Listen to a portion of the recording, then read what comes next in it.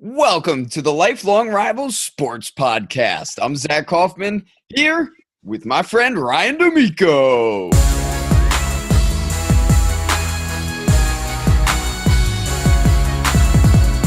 What's up, Zach? What's up, everybody out there? We are back. Took a little week off last week. I had some stuff I had to do, and I wasn't feeling the best. So we skipped a week last week. But we're back. We're ready to rock here.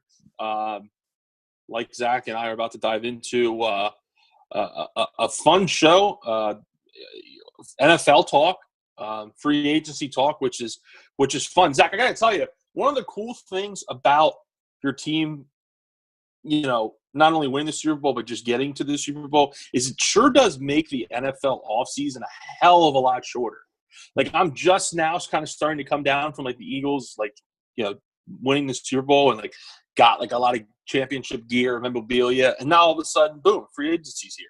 It's like, oh, shit, that's beautiful. So that's definitely one good thing about it is it more so than any other year, the free agency period got here a hell of a lot faster than years previously. So I'm loving that. That's fantastic. And then before you know it, the draft's going to be here. So it just works out perfect. I love it. And free agency is always a fun time, right? And that's one thing the NFL does very well with their calendar. They continuously have something coming up that you go from the season to the postseason to the free agency to the draft to more free agency and then right into the off season and then the next regular season. And that's one thing I've noticed being a dynasty fantasy football player that now guys are starting to make trades. There's all these moves here in the NFL. So it's still an exciting time there in the NFL. Yeah, they kind of have to do it that way. I mean, the NFL season is so short. It's only 16 games and then, plus the playoffs. But they almost have to do that. They almost have to spread it out perfectly just so, fans can have that sort of NFL experience all year long. And here we are. It starts off with NFL free agency that officially gets underway tomorrow, Wednesday. But in the new age of kind of social media and technology, as it's been the last handful of years, these deals and reports, they come out days before now. So, like I said, starts officially tomorrow when all the teams can officially sign these players. But the deals are pretty much in place now. So we know where the majority of these players are going. And you're going to go ahead and dive into each one of these major moves, and we'll talk about them. Yeah, we've got plenty to talk about here. And as of Tuesday night, all these are accurate. We don't know if some kind of Blake Griffin it's DeAndre Jordan incident will come up where he changes his mind, goes back to his original team. But as of right now, these are all set in place. All the things we'll talk about. We'll talk about some of the important things that are going to come from whether it's a player moving, returning, who they're going to be around there on their offense, on that defense. We're excited to get into this here. Absolutely. And first thing we'll start off is 2 shout-outs here to guys that have retired here before the free agency has begun. The first one was a couple weeks ago, but Matt Forte, he finished his career with the Jets. He was most known for his career with the Bears, where he was one of the best fantasy running backs for quite a few years. He had 5 years over 1,000 yards, another 2 years in over 900 yards, where he was almost there. He had, as a running back, he had 1 year with over 100 receptions. And that's what he did so well in real life football and fantasy football, that he was constantly catching the ball out of the backfield, making plays. He was such a quick player and really, really a great player for quite a few years there. Yeah, and Matt Forte, not a big name coming out of college. I mean, he went to Tulane, the Green Wave. Not many people probably even knew where Matt Forte went to college, and he kind of just bursted on the scene pretty quickly. And people are kind of thinking, who the hell is this Matt Forte guy? And then he just kind of never looked back and had a very good career. One of the best kind of dual threat running backs in the league in his time when he was in his prime. I mean, the stuff he could do out of the backfield, catching the ball was fantastic. Definitely, one of the mainstays and one of the reasons why the Bears did have that nice little run there for a while. And he another thing I like about Forte too was he kind of just went about his business. I gravitate kind of towards players like that because that's kind of how I am. I'm not a showboater, so I gravitate towards players like that, and I really like players like that, and that's how Forte is. Kind of just shows up, does his job, does what he's asked, and then he goes home. I really like Matt Forte, and tip the hat to him on a very, very good career. Very true. And you pointed it out there. He did really burst onto the scene his rookie year. He came out with 1,238 yards on the ground. He had 8 touchdowns on the ground and then 477 yards and 4 touchdowns through the air as a second-round pick there from Tulane. Quite the start there. And that started a nice string of about 8 years there with the Bears. 8 years with the Bears, and then he finished his last 2 with the Jets. So great career from him. And we had one other major retirement I want to talk about because he started out near us there growing up in Pennsylvania as a Penn State guy. But Paul Posluszny, he had a very, very quality career there. He made the Pro Bowl one time in 2013. He was just around the league for a long, long time. Originally drafted by Buffalo and then finished out his career and had his best years there in Jacksonville, which is the team he's probably most well known for. Yeah, I mean, like you said, coming out of Penn State, they call it linebacker U for a reason. He's one of the reasons. He was a damn good player at Penn State. I remember him at Penn State, and then I obviously remember him in the NFL where he did have a good career. Really battled some injuries there for a while, which really kind of, hindered things there for a little bit. But all in all, a very good linebacker and, a good leader. I remember hearing a lot of things about Posluszny and how he was a good leader, a good locker room presence, and came pretty close this year to getting to a Super Bowl. Like you said, like Zach said, he was on Jacksonville, and everyone knows how close they came to being the Patriots there in the AFC Championship game. So it would have been nice to see him, potentially go out, at least getting to a Super Bowl. But not everyone can do that. So again, another tip of the hat to a good player in Paul Posluszny. And these two guys we're talking about, Zach, two guys that really, are a good symbol for what the NFL wants to stand for. I mean, really. I mean, these two guys who have never gotten in trouble, battled some injuries in their career, fought through them, came back, had a great career, and did it the right way. Yeah, I fully agree. Two great people there that had great successful careers, both in the double digits for how many years they played in the NFL. Posluszny was drafted in 2007. Forte was drafted the year after in 2008. So huge shout out to those guys to start off. And now we're heading into these offseason moves here. And we'll start with the trades. We talked about a pre-show. I know when it comes to the NFL, you don't see a whole lot of trades. But this year, I feel like there's a lot that came up. And specifically with a couple teams making a majority of the moves. And we'll start out with the Rams, who put together the most moves. They traded for Marcus Peters. They traded away Robert Quinn for some draft picks. They gave up some draft picks there for Marcus Peters, a 4th and a 2nd. Then they traded Alec Ogletree for some additional picks. They traded for Aqib Talib. So they were making all kinds of moves there on specifically the defensive side of the ball, moving out 2 guys, moving in 2 guys, and making some changes. Any thoughts you had on any of those players that moved there for the Rams? I'm probably in the minority here. I know a lot of people seem to kind of like what the Rams did.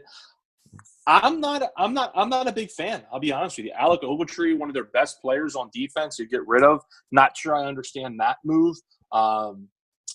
As far as the cornerback situation goes, I know a lot of people look at that. They see 2 big name, cornerbacks that come to town.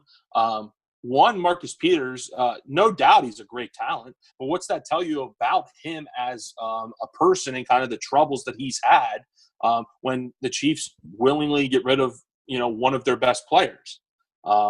to me, I mean, we saw him. I mean, we saw him throw the flag into the stands. We saw him, have some tantrums throughout the year, and now he goes to L.A., a city where, I mean, Christ, you get in trouble just going to the mailbox to get your mail.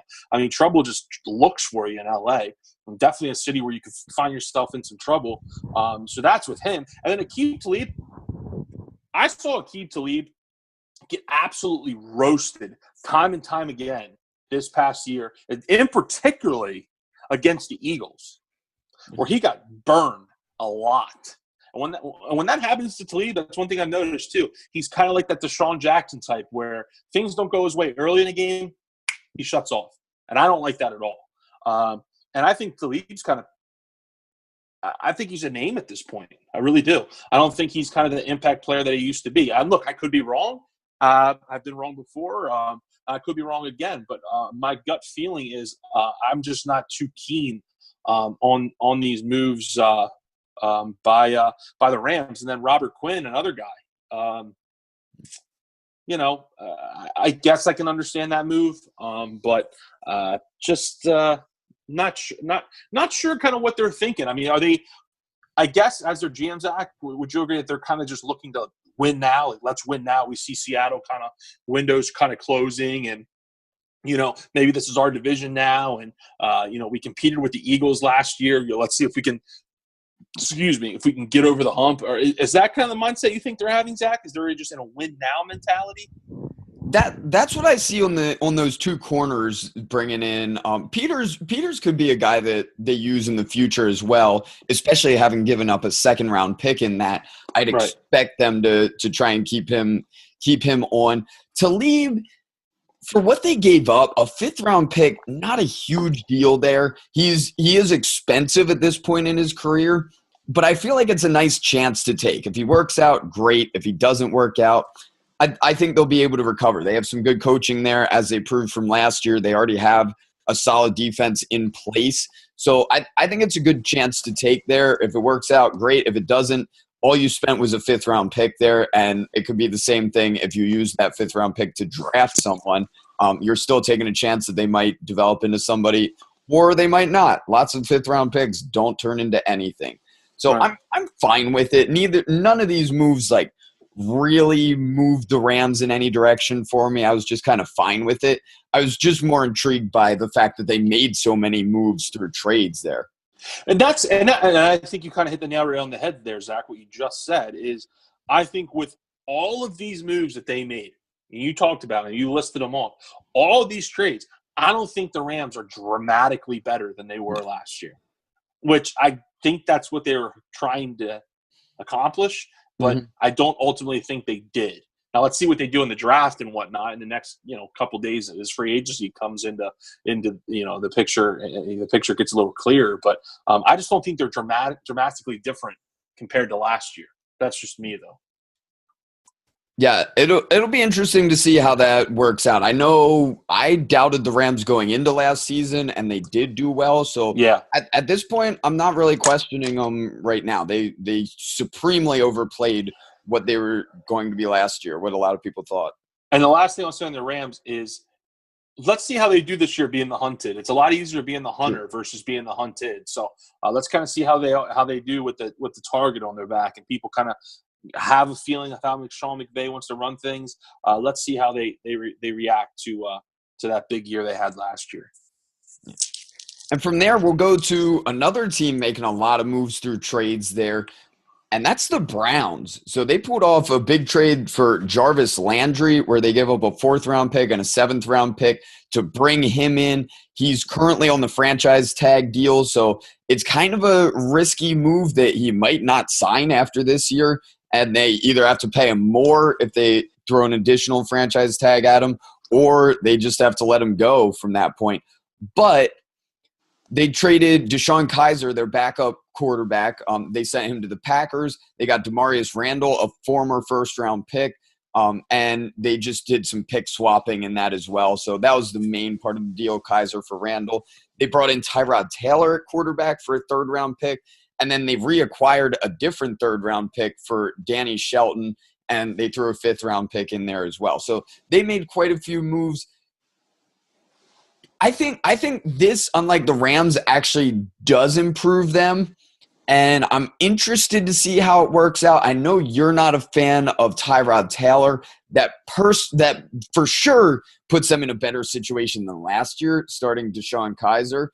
And it's a nice, kind of like I was saying with Talib, it's a nice chance to take there on a guy who's on a 1-year contract. I'm very intrigued to see a lot of times when players move teams, they just don't have the same production. And that's one of the fears I have with Jarvis Landry. If he's not going to be used the same, he doesn't have the same quarterback. I'm intrigued to see if that works out for them or if it doesn't. But they do have an interesting receiver group now, right, with that addition. Yeah, I love what the Browns did, actually. I love it. They have all these draft picks that they're, in their back pocket. Why not use them? Why not start using them? I mean, shit. This team obviously needed to do something drastic to kind of light a spark in Cleveland and try to get the fan base a little excited, put a better product on the field. Because I know a lot of people last year, and we discussed this, I think, a little bit last year, Zach, a lot of people calling for Hugh Jackson's head and they got to get another coach in there. I mean, I live by the saying, Zach, you can't make chicken salad out of chicken shit. And that's what I think they were asking him to do. I mean, that roster last year, especially on offense, was terrible. Yeah. I mean, you saw it get a little better when Josh Gordon came back. I mean, he gave you a spark. But now looking at their offensive roster last year compared to this year, I mean, just adding these two players is fantastic. Look, I'm not a Tyrod guy in the fact that he's not a quarterback you can build your team around, or he's not going to win you a Super Bowl. But in a situation like this, I think he's going to fit in fine. The big reason is because he doesn't turn the ball over. The Browns turned the ball over a lot last year, especially at that quarterback position. Yeah. He's not going to turn the ball over for you. You add in Jarvis Landry across from Josh Gordon and Njoku at the tight end. And then you have to think, too, looking at the draft, at this point, you think, at least I think, that Barkley to the Browns is pretty much a shoo-in at this point. I 100% agree, especially after some of these moves they made. Exactly. It just adds up. It just makes sense. You had Barkley on that offense. Good night. Things are starting to really come into perspective there in Cleveland. And then, oh, by the way, after all these moves, Zach, they still have 5 of the top 65 draft picks in the draft. Yeah. So they're only going to continue to get better. So I said this a little while ago, man. I like the direction that the Browns are moving, and these moves just continue to echo that sentiment. And if they have a good draft, the trajectory is just slowly but surely going to still continue to climb. Yeah, I agree. I think this does move them forward, and like you mentioned, puts them in a very good position for the draft. They also signed an offensive tackle there away from the Steelers today, which will also help their Chris Hubbard. So they signed him to a 5-year deal there. So they're continuing to improve. And like you said, a lot of this points to them drafting Saquon Barkley there at number 1 overall. I'd be highly surprised if they don't, since they filled in so many of those other offensive positions. And we'll just get to a couple more of the trades that happened there. And we'll actually move to the Eagles trade. So the first one, they gave up Torrey Smith for Daryl Worley. I don't know if you know much about him, but I know it seemed like Torrey Smith was probably getting cut anyway. This is a trade that just seemed kind of like, we'll take a chance on him. And then they also had the Michael Bennett trade where they gave up Marcus Johnson and a fifth round pick there. So any additional thoughts on either of those teams coming to Philly, or either of those guys coming to Philly? Yeah, as far as the Torrey Smith deal, yeah, look, I'm totally fine with that. I am. Like you said, he was going to get released anyway. It was just too much money tied into him. So it was kind of just inevitable that he wasn't going to be with the team either way. So why not try to get something for him instead of just flat out releasing him? And look, you get a young kid in Daryl Worley who's only 23 years old. He's a bigger cornerback. He's 6'1", played his college ball at West Virginia. Was kind of a rotational guy there with with Carolina. 3 interceptions in 2 years. But I think this is more of a depth move than anything for the Eagles. So I'm okay with it. I'm definitely okay with that deal. And then the other deal was what, the Bennett deal you said, right? Yeah, the Bennett deal. Yeah, the Bennett deal. Look, I love the Bennett deal. I mean, how could you not? I mean, especially a lot of people were kind of worried, like, his kind of demeanor and, all the bullshit that he's gone through off the field. I don't think that's going to be an issue, especially with the Eagles locker room. The Eagles locker room is very it's very controlled. They're a close-knit group. And I think I think Bennett's actually going to fit in really well, especially with a guy like Michael Jenkins, who has the same kind of views and beliefs that Bennett has. So I think he's going to fit in well there off the field. As far as on the field goes, damn, dude. Zach, this defensive line is already nasty. Listen to these 4 guys the Eagles could have on the field at one time this year. Brandon Graham, Fletcher Cox, Michael Bennett, and then Derek Barnett, the rookie, who absolutely just really kind of came on at the end of the year and then in the playoffs and in the Super Bowl. Mm-hmm. I mean, those 4 guys on the field at one time, that's amazing. Then you rotate in Chris Long and, guys like that. It's, fantastic. So I really like what the Eagles did. And, Zach, the main reason I like it, I'll tell you why, is because this tells me, and it shows everyone that's an Eagles fan and anyone in the NFL, that they're not satisfied. We won a Super Bowl, great. Oh, we want to win it again this year, and that's what this deal tells me, and I love it, and I hope it really pays dividends, and I think ultimately it definitely will. So I really like the Bennett trade. I was surprised, like I think a lot of people were, but I love it. Yeah, I like it too. The Eagles handle things very intelligently. I like how they make their moves. They don't do anything super risky that puts them at risk for anything going wrong. They take these kind of calculated risks where they're not giving up much and there's high upside to it. And I love seeing that. Unfortunately, it's with the Eagles, who are going to be playing the Cowboys twice a year here. But it's a good move for the team there. I really like that one as well. So from there, we will get into the actual free agent news that is broken as of 10 p.m. here Tuesday night on March 13th. So we'll start out. I'll be going position by position. We may add in some other random thoughts here and there or connect some things with teams specifically making different moves. But the first one I'll bring up real quickly here is Drew Brees. Got a 2-year, $50 million contract. That was kind of expected to go back to the Saints. There's some talk earlier that other teams could offer him closer to $60 million, but never really seemed like that was going to happen. So that's one of the things that happened today, but was very expected. And then the next one is Kirk Cousins moving on to Minnesota, 3-year, $86 million deal. Getting a huge, huge contract there. I'll send it to you, Ryan. What are your thoughts on, if you have any to add to Drew Brees, and then on Kirk Cousins getting all of the money?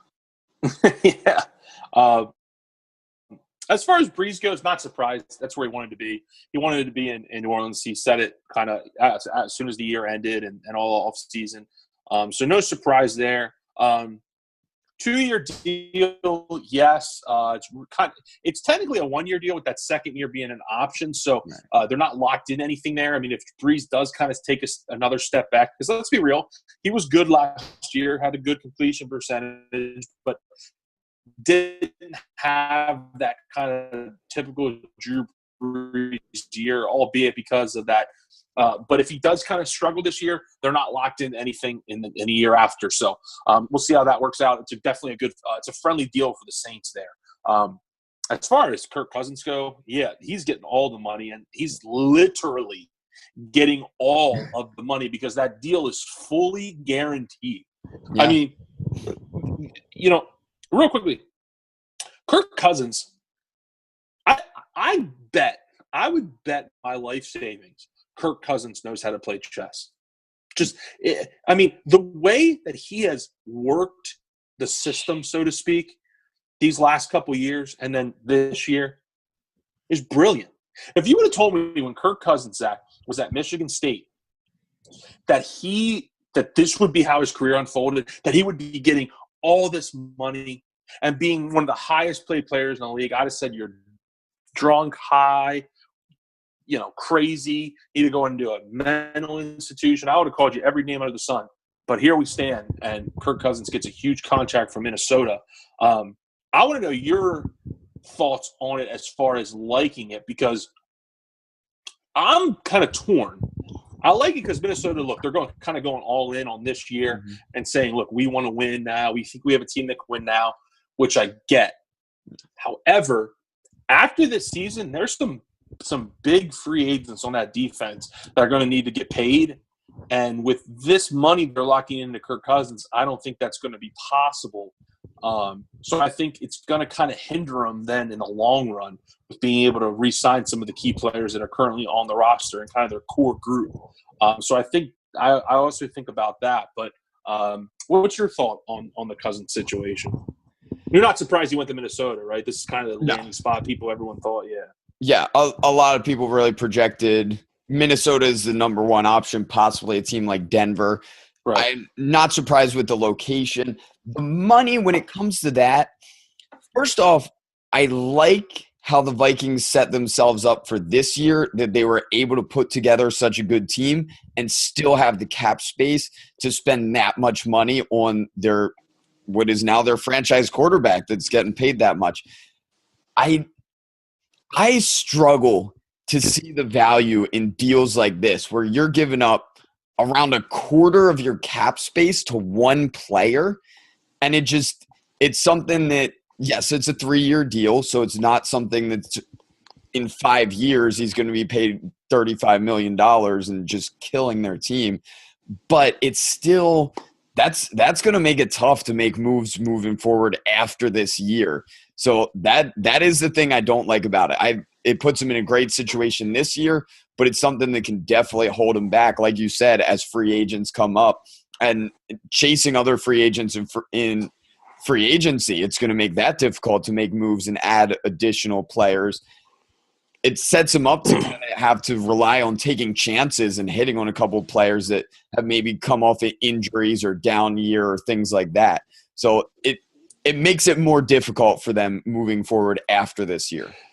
I'm interested to see if teams try and follow I guess you can call it a blueprint, or, the blueprint that the Eagles kind of lucked into this past year with, okay, we can win a Super Bowl with an average to, about above average quarterback if we have a good quote unquote team around him.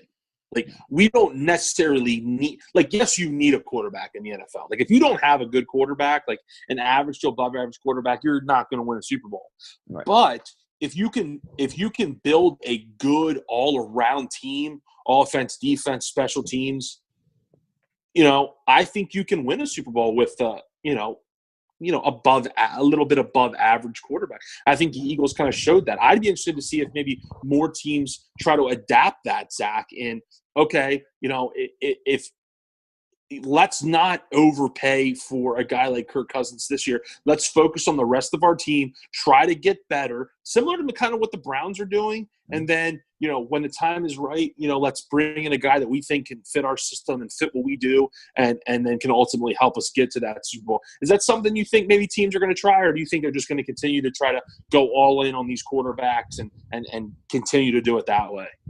I think what you mentioned is a far better investment. We look at the 4 teams that were in the AFC and NFC championship game this year, and their starting quarterbacks. We've got Case Keenum, we've got Nick Foles, and we've got Blake Bortles, and then the legendary best quarterback of all time with Tom Brady. But those other 3, they're not historic names. They're not great players. They're most likely – it's going to go down as Case Keenum's best season ever, Nick's best run ever. Blake Bortles is kind of the same player he always is. Like, he's fine if he's not turning the ball over.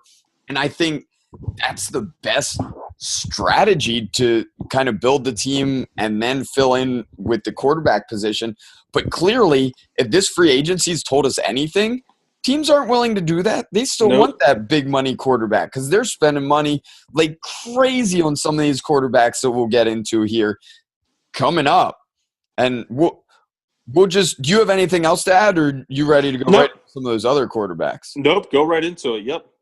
So that was the biggest money deal, but we'll touch on these next couple. The next biggest deal was Case Keenum went to Denver. He got a 2-year contract for $36 million, which comes out to $18 million a year. Sam Bradford went to the Cardinals for $20 million for 1 year. And the Cardinals are also adding Mike Glennon on top of that. Haven't seen what his contract's going to be yet, but they're adding both of those quarterbacks. And then the Jets took a similar approach. They brought back 39-year-old Josh McCown on a $10 million 1-year contract, and they also added Teddy Bridgewater. So teams are throwing money at these quarterbacks. That is the number one thing we've learned this set of free agency. I'm so glad, and I'm sure you would echo the same sentiment with the Cowboys. I'm so happy my team has a quarterback. I'm so happy. Like, if I was a fan of one of these teams and my team was getting Teddy Bridgewater or Sam Bradford or Case Keenum, like, I would be pissed. Like, I wouldn't be excited at all. Like, I wouldn't even be like optimistic. Like, if you're the Cardinals, like, oh great, we go from old ass Carson Palmer, who is what he is, and was at the end of his career, to oh great, the guy that gets hurt literally every single year, and not only are we going with him, we're going to pay him $20 million. Okay, so he's going to get hurt. Let's bring in Mike Glennon as a backup quarterback. Boy, that really gets you excited. And then Teddy Bridgewater to the Jets, who we don't even know what Bridgewater's got. I mean, his leg almost got amputated, for God's sakes. Who knows where he's at, physically and mentally, and how he's going to be. So, I mean, Zach, I got to tell you, all of these quarterbacks outside of Kirk Cousins, and look, because I like Kirk Cousins, I think you can win with Kirk Cousins. I really do, if you put the right pieces around them. All these other guys, not a fan. Don't think Keenum's going to ultimately do that well in Denver. And then I think he'll do the best out of these three. But I think that's mainly just because he has a better supporting cast. I agree.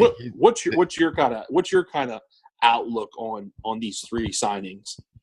I think when we look back at Case Keenum's career, this is going to be a huge anomaly year, that he's never going to reach what he did this past year. He does have a good supporting cast. I don't mean to cut you off. What was the deal for this year for the Broncos that he's signing? So 2-year, $36 million deal. So it's 2 years. 18, okay. Yeah, $18 million a year. I would not be surprised at all if the Broncos draft a quarterback early in the draft here. Definitely by next year, I feel like the second year of his contract, they've got to do something to start building up whatever is going to come after he's there. And I think that's a lot to pay for a guy that's just kind of a holdover quarterback. Like, they've got to have one of the best defenses in the NFL, like the Vikings did this past year, if they're going to make any kind of significant run. And they were one of the worst teams this year. They had a huge fall off after they started out well early there in the season. And they don't have any running game to speak of, so that puts even more pressure on Case Keenum. So, I got to tell you, man, I'm still not excited about the Broncos. I'm not excited about the Chargers, and I'm obviously not excited about the Jets. I think all of these moves kind of puts all these teams at a standstill, or even a little bit behind the 8 ball. So I don't like I really am not a fan of what these teams did. I felt like, and especially the Broncos situation, I feel like they just felt like they needed to make a move, regardless of who it was for. They just needed to get a quarterback in there. The Broncos are just stuck at a weird position because their best players on offense and defense are getting older. I think immediately of Emmanuel Sanders and Demaryius Thomas, who are over 30 now. They're not going to if this team were to rebuild, they're not going to be there when the team's good. They're just trying to like make these short-term plays to make their team relevant. And I think it's going to keep them in between. It's going to hold them back from actually moving forward and rebuilding. If you were the GM of the Broncos, would the direction you have went this offseason, would it have been A, sign Case Keenum or any other quarterback, or would it have been B, draft a guy and start him right away? What direction would you have went? I would. Or would you have went C, sign the guy, draft a quarterback and let him sit? Or if Keenum struggles, play him. What direction would you go? I'd go because they have $18 million to spend. That's what they spent on Case Keenum. For that, you can easily get another holdover quarterback for far cheaper than that. We saw Josh McCown go for $10 million, even if I feel like that's even on the high end. But you get someone that can play this year and definitely draft someone in the first round there that can be a future quarterback. Honestly, if I was the GM there, I'd try as hard as I can to trade definitely Demaryius Thomas, Emmanuel Sanders. There's other teams that would want those guys. Try and pick up a couple draft picks and rebuild what they have there. Even C.J. Anderson. If you don't think he's going to sign long term, I'm pretty sure he's entering the last year of his contract there. Move him. I'd go all in on a rebuild. I think I hate seeing teams stick themselves at these in between places that it's just going to stay like that for years. Like they'll be battling to be over 500, and that's fine. But but it's not fine because you don't. Excuse me. It's not fine because you don't win, and then in turn you don't win again because you don't get the high draft pick. So, like you're just stuck in neutral. Like you're not doing anything. It's just like a big cycle. Like eventually, like you said, Zach, and I like your thought process.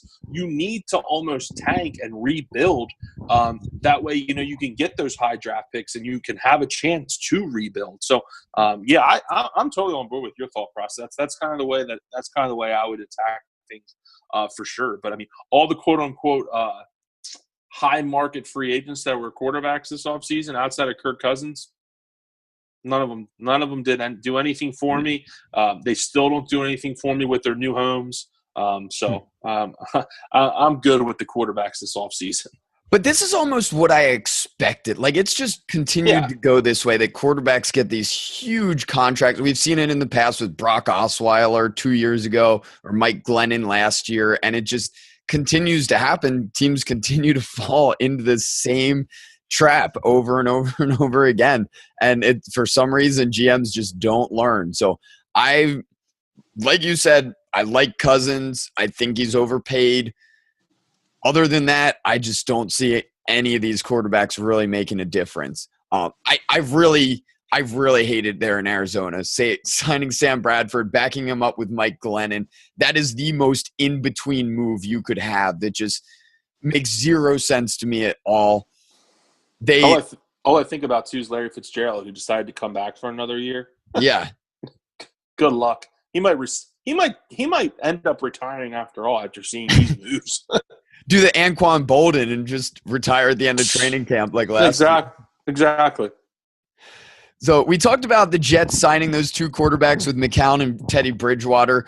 They made a couple other moves as well. They added Tremaine Johnson at cornerback, and then they were one of the first teams to sign a running back with Isaiah Crowell, giving him a 3-year deal.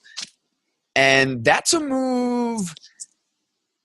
It's definitely an upgrade for him, but I still – they're a team. I do like the Tremaine Johnson move. They're a team that's steadily moving forward. I don't know about that Isaiah Crowell move. I think they need some kind of young running back to take a chance on him. But I think one of the things that signifies is they're not taking an early running back. They could be looking to a quarterback with those other two guys that they've signed ahead of them. So that's what I'd expect with them. I would be very surprised if they wouldn't draft a quarterback at this stage. Yeah, I kind of like what the Jets are doing, and I hope they continue to go about it the way they're doing it. Is like picking their battles. Like realizing that realizing that where they're at as a franchise, it's going to take some time to kind of rebuild. And I like the way they're approaching things. The Tremaine Johnson move, I agree with you wholeheartedly. Really like that. Let's kind of see.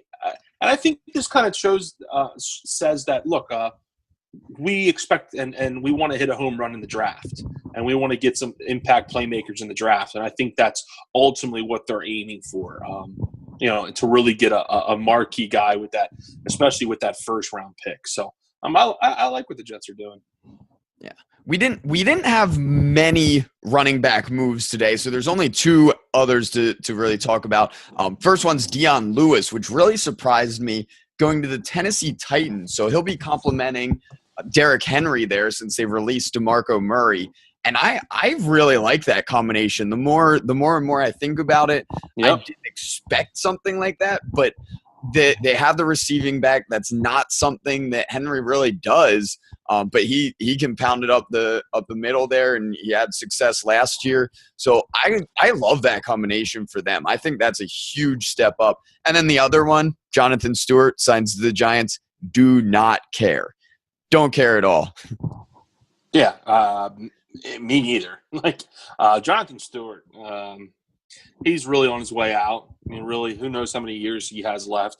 And the Dion Lewis move, I really like. I really like that. That's the ultimate thunder and lightning kind of duo there. That's fantastic. Mm-hmm. Him and Derrick Henry. I think that's really going to work out well there. I would really expect it to. Dion's kind of that scat back, and then Henry's obviously that bulldozer that runs really hard and physical, and is really turning into a pretty good back so far in the league. So I really like what Tennessee has done, and we'll talk about Tennessee going forward in this podcast with some of the other moves they made.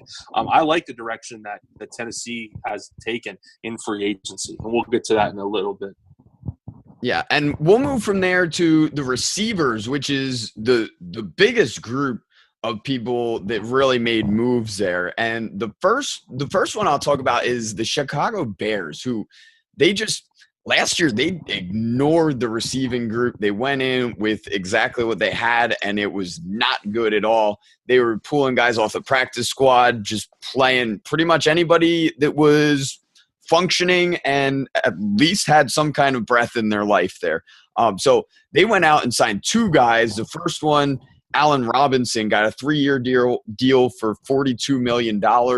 I like that chance from a team like the Bears to add a weapon for Mitch Trubisky, the first-round pick from last year. And then they also added a speed guy there from Atlanta in Taylor Gabriel, and he's a guy I like them taking a chance on as well because they've been so weak. They'll still have Kevin White on that roster. He was a high first-round pick that just has been injured his whole career. So if he can provide anything, that's a bonus. But with these two guys, that's a definite upgrade there as long as they're healthy. That's the biggest fear there with Allen Robinson since he had that knee injury. He came back and was he came back. He had that monster 16, and then in 15 he had a big year. Yeah, right. And so he's coming back from that injury, and we'll see what that looks like. Yeah, Robinson's interesting. I'm a little torn with the Robinson move by the Bears, just because it kind of sucks for the Bears because there wasn't that shiny high market valuable free agent wide receiver this year.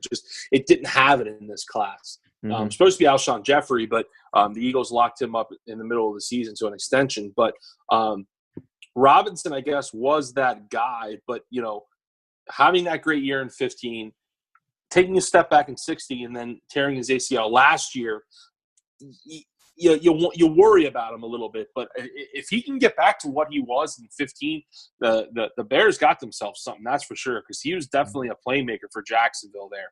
And he was a very productive and very good receiver at Penn State in college. So it'll be interesting to see what happens with him. I love the Taylor Gabriel move too. Yeah. He's a nice piece, man. He's that kind of receiver that every team, you ask any kind of quarterback, any offensive coordinator, they love to find guys like this. That speedy guy that you can, get the ball in his hands numerous ways, whether it's, jet sweeps, end around, screens, you know what I mean? And he's a guy that can take the top off the defense if he wants to stretch the field a little bit. So I like that. I like that addition as well. They need to get Trubisky some weapons, and they've started doing that.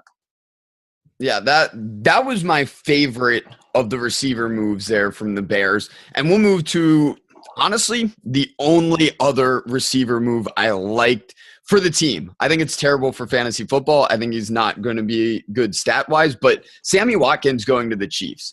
I really like that with a strong-arm quarterback coming up with Pat Mahomes. He'll go opposite Tyreek Hill, one of the most athletic groups in the NFL now, with those two.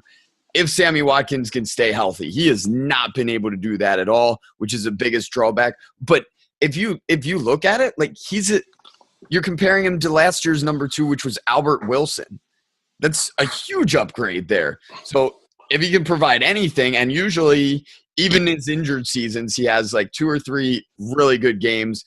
So I think he can do that for the Chiefs and provide a nice athletic number 2 that they haven't had in – I can't even tell you the last time they've had a number 2 that was anything at all.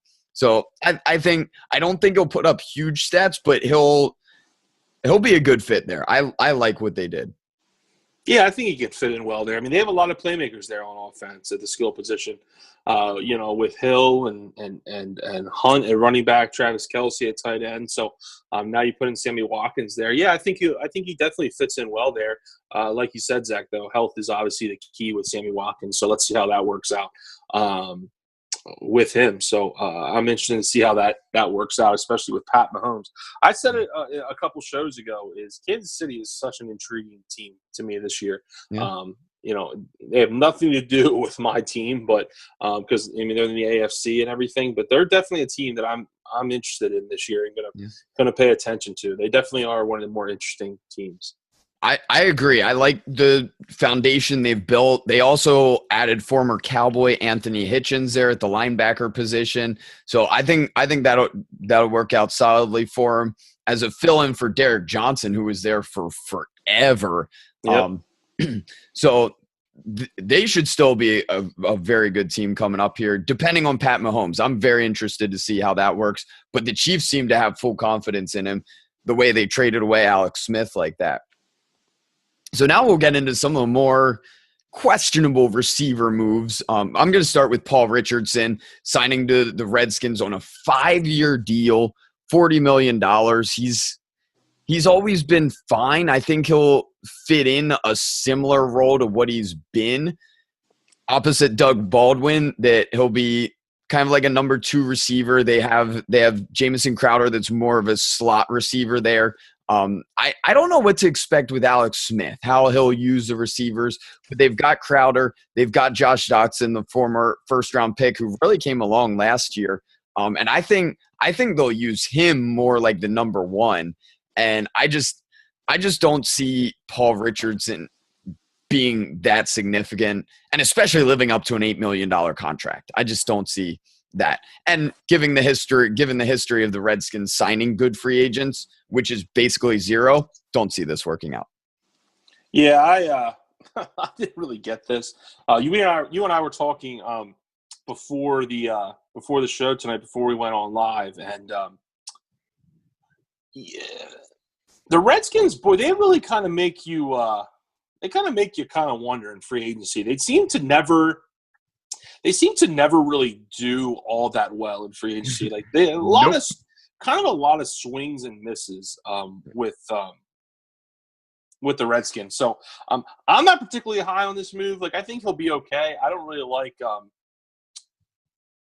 the whole money aspect of it, like paying Paul Richardson $8 million a year. I don't think he's worth that. But I mean, we'll see how it plays out. They really need something out of Josh Doctson. Like, they really need him to be a true number 1 receiver, because like you said, he's going to be the guy. So we'll see. But I'm not too in love with the Paul Richardson signing. Yeah, I think it does benefit the team a little bit, but that's a lot of cost there for something to benefit them just slightly. So we'll move on to three teams next that all made multiple receiver moves. The first one's the Jaguars today. They re-signed Marquise Lee, the receiver position, 4 years and $38 million, nearly $10 million a year. I question if he's worth that, but they clearly thought so. They let Allen Robinson go. They re-signed him instead. And then they signed Dante Moncrief as well, who I'm not very interested in. He's been a disappointment for the last 3 years, I think, and just constantly hurt. I guess it's an all right chance to take, but they have a solid – I was surprised by this because Keelan Cole and Dede Westbrook, both rookies last year, really came on for them later in the season and looked like they could be really good receivers. And now they signed two guys that most likely, no question about it, Marquise Lee will stay ahead of them. And then Dante Moncrief, that'll depend on health. I'm not investing in him in any kind of fantasy league. I've got to see it to believe it with him. But also they added Andrew Norwell there at the guard position. So that should benefit their offensive line. They gave him a 5-year, $66 million contract on that. The other two teams that added multiple receivers, Miami, to fill in Jarvis Landry, they went out and signed Albert Wilson to an $8 million a year contract for 3 years, $24 million total. And then they signed Danny Amendola for 2 years and $12 million. Did not like that. They trade away their best receiver, try and fill that void with two lesser players. And then the last one, the Ravens, who always make some weird moves. They signed John Brown to a 1-year deal and then Ryan Grant to a 4-year, $29 million contract. They get the leftovers because nobody's excited to play for Joe Flacco. So that's just what the Ravens are stuck with. And any thoughts on those three teams? We had Jacksonville, we had Miami, and the Ravens all making multiple receiver signings. Yeah, I'm okay with the Jacksonville situation there. Kind of, it's solid. I don't hate it, don't love it, but I think it'll do the job. Miami's Miami. They are what they are. They're average every year. They wonder why. It's because they do shit like this. So Miami, they're trying to build a new culture down there. They're saying, which that's great and all, but you eventually got to win some games. And good players win games for you. Maybe try to bring some of them in instead of training them all the way. Just some advice for Miami. And then as far as the Ravens go, it looks like it's going to be another tough offensive year for the Ravens. They like you said, I think you put it perfectly. They get all the leftovers because no one wants to play offense for the Ravens right now. They just don't. And Zach, I can't blame him. I cannot blame him. Flacco's been terrible since that Super Bowl year, and it's just nothing. Way overpaid, so they can't sign anybody like we've seen with some other teams. Exactly. So that should be the example for some of these quarterbacks getting monster deals. You look at Joe Flacco, that's been holding back the Ravens for years with that. Huge contract. Right. You can't be giving these quarterbacks these big contracts unless they are just 100% deserving, unless they're a Drew Brees, unless they're an Aaron Rodgers. Unless you have one of those kind of quarterback, you can't be giving Matthew Stafford all that money. Stafford's a good quarterback. I like Matthew Stafford, but now they're hindered. Now they can't do the stuff they want to do. Right. They're looking to get these running backs. They might go with DeMarco Murray. Oh, great. What's he do? It's just, it really kind of hinders you. It doesn't let you spend money. So, and the Ravens they're really feeling that right now from that Flacco deal. Yeah, I am interested. I have liked John Brown in the past. He had, I think it was one good year. He's had some good moments in his career. That 1-year contract really reminds me of Terrell Pryor last year on the Redskins, on how they gave him that 1-year deal. Did not work it out at all for them. I see I see John Brown ending up more like Torrey Smith for the Eagles last year, where he makes some plays. He's fine, but he's a speed guy, right? John Brown, yeah, isn't he? He's yeah. the speed guy they had. Yeah, yeah. Mm-hmm. Yeah, they had a bunch because they had John Brown and Jaron Brown on Exactly. that same team at the same position there. But he's been a speed guy. I know he had 1 year over 1,000 yards, but I don't think he's ever matched that since that point. So we'll move on and touch a couple moves when it comes to tight end, and then a couple other random ones. Feel free to add anything else that you think of. Real quick with the wide receiver position. Just touching on quickly, Green Bay, they released Jesus. Jordy Nelson. Thank you. God, good night. I had a huge brain fart there. Thank you, Zach. Jordy Nelson, one of kind of a mainstay there at the wide receiver position in Green Bay, did some really good things there. He's done.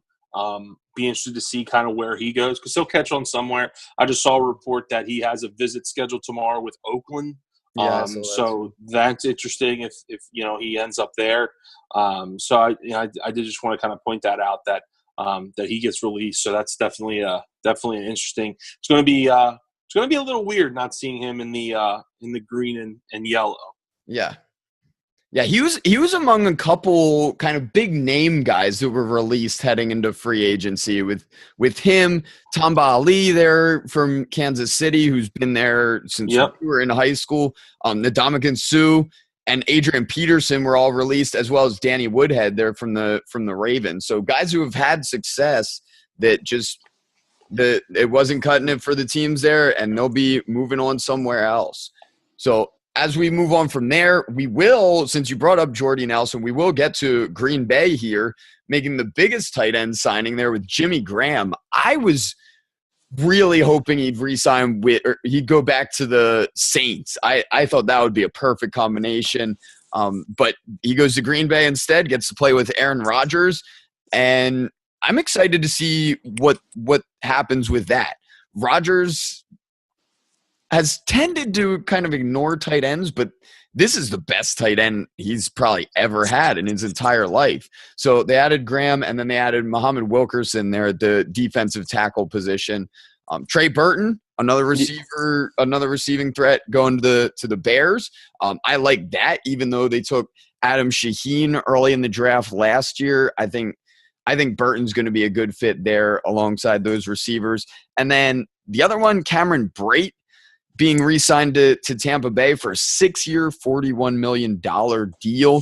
I know neither of us like that due to the fact they used a high first-round pick last year on O.J. Howard at the exact same position. So any thoughts on any of those guys there, Graham, Burton, and Brate? Like Graham to the Packers. I mean, obviously another weapon for Rodgers, and particularly a red zone target who, look, Jimmy Graham had a great year last year inside the red zone, was one of the leaders in touchdown receptions. Yeah. So he obviously comes in and can be an impact player. Burton, I'm intrigued by Trey Burton because it's going to be interesting to see him being like the guy. Because, I mean, he wasn't the guy in Philly. I mean, he was on the field a lot when, Zach Ertz was on the field and,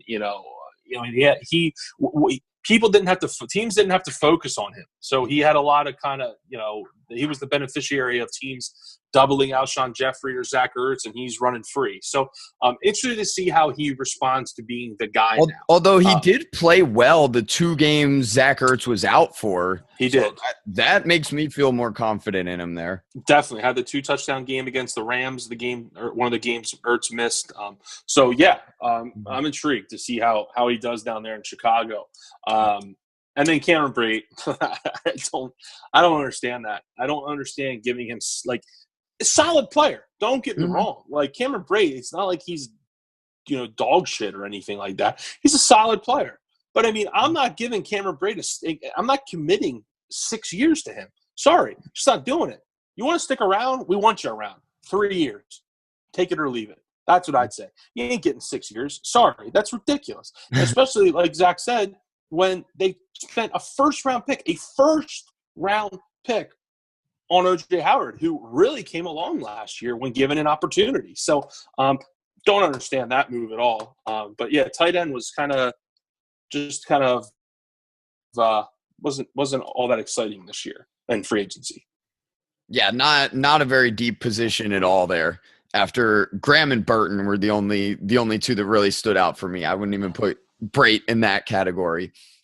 We'll go to a couple important moves on the defensive side of the ball here to finish out, and then we'll add any other final thoughts we have on anything related to free agency or anything completely random. We'll see what ends up happening. But couple big name corners that signed recently. Richard Sherman went to the 49ers, and then today Malcolm Butler, who was thought to be probably the top corner in free agency this year, signing with the Tennessee Titans. Aaron Colvin was another corner, signed with the Texans. He was with Jacksonville last year with their top end defense. And then the Lions made a lot of moves here today. They signed Christian Jones and Devin Kennard at linebacker. They signed safety Tavon Wilson, and then they re-signed their cornerback Nevin Lawson. So they're really trying to build up that defense a little bit, it looks like. To be completely honest, I don't know much about those four guys, but I love the move there with Butler to the Titans as they solidify that team and continue to make it better and better. Yeah, I said earlier in the show that I really like the direction the Titans were going in. And this was one of the moves I was talking about, in particular because I think you're going to get a pissed off Malcolm Butler coming to Tennessee and kind of want to show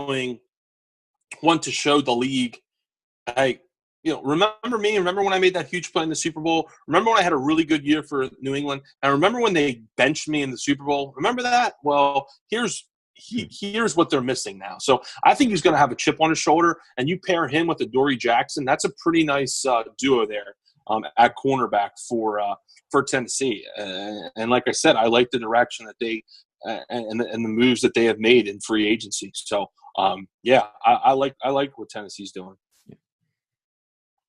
Yeah, for sure. And I like the 49ers taking a chance on Richard Sherman. I know he's right. Up there. Forgot about that. Yeah, he's up there in years, but he's kind of what they need there with a younger team that's kind of building. I think it's good to get in a good veteran presence like that, even if he's not the player that he used to be, and especially coming off that Achilles injury from last year.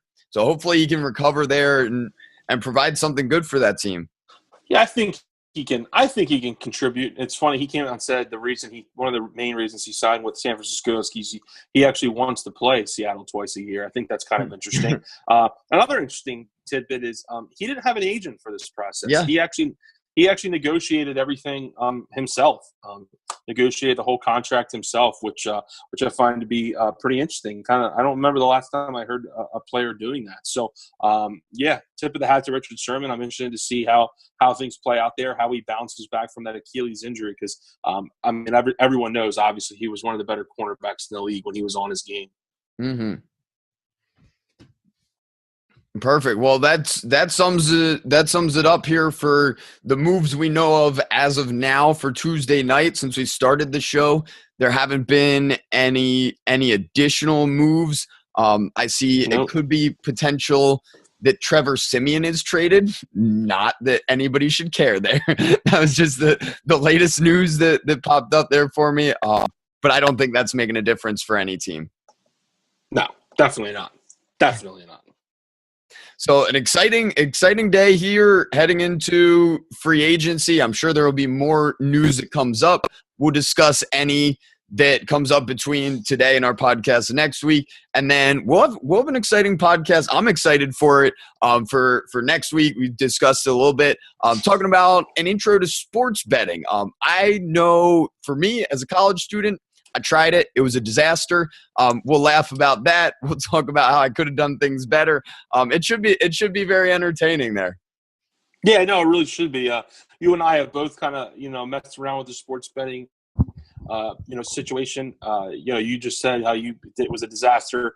I had some highs, I had some lows when I did it. So we'll get into all that, kind of, discuss kind of what we learned, what, we, should have done differently. And, because I'm sure there's, that's a pretty big discussion right now too, especially with the NBA, and it's really close apparently to getting legalized in New Jersey. So I mean, that's a hot topic right now, sports betting. So I think next week could be a pretty fun show. Absolutely. So tune in. We'll see you there. As always, thanks for listening and have a great week. Thanks so much for listening to the Lifelong Rivals Sports Podcast. We really appreciate it.